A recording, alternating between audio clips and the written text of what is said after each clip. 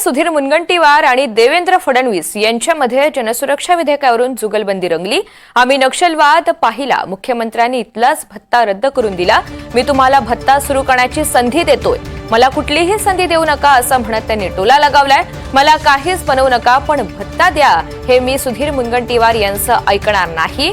आमच्या मानस पटलावर सुधीर मुनगंटीवार यांची जी जागा आहे ती वर आहे, त्यामुळे योग्य वेळी योग्य जागा त्यांना मिळेल असं म्हणत मुख्यमंत्री देवेंद्र फडणवीस यांनी पलटवार केलाय।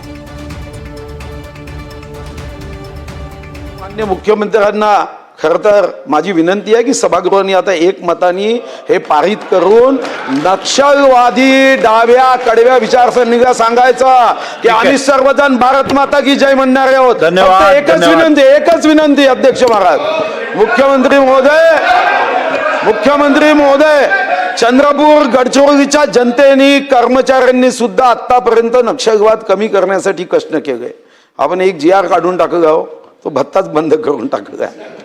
मोठं मन करा, नेताही मोठा असला पाहिजे आणि मनही तेवढं विशाल असलं पाहिजे। आणि मला विश्वास आहे की ही संधी मी तुम्हाला देतोय। या निमित्ताने तुम्ही मला कुठेही संधी देऊ नका, पण मी तो भत्ता सुरू करण्याची संधी देतोय। तुम्ही मात्र भत्ता सुरू करावा एवढी विनंती।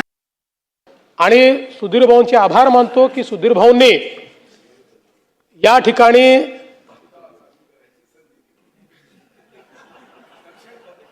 नाही, ते मी सुधीर भाऊंचं ऐकणार नाही, म्हणजे भत्ता वगैरे चालू करण्याचं ऐकणार नाही असं मी म्हणत नाही, पण ते जे म्हणतात की मला काहीच बनवू नका पण भत्ता द्या,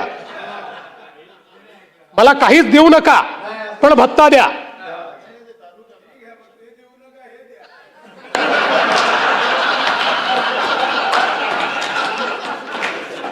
हे जरी सभागृहाच्या पटलावरनं काढलं जाणार नाही असं अध्यक्षांनी सांगितलं असलं तरी आमच्या मानस पटलावर सुधीर भाऊंचं जी काही जागा आहे ती फार वरची आहे। त्याच्यामुळे योग्य वेळी योग्य अशी जागा त्यांना मिळेल आणि त्यांनी जे सजेशन दिलेले आहे मुख्यमंत्री महोदय, फार वरची जागा द्यायचा विचार करू नका।